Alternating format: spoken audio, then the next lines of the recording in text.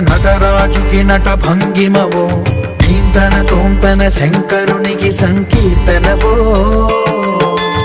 ఈశ్వరుడే అనునిత్యం తనలో తలచుకునే ఓంకారమువో, శివ హృదయం కరిగించే ఆ పంచాక్షరివో. నీ మదిలో మహాదేవుడినే కొలువుంచగా కైలాసమువో, అతని పాదము చందన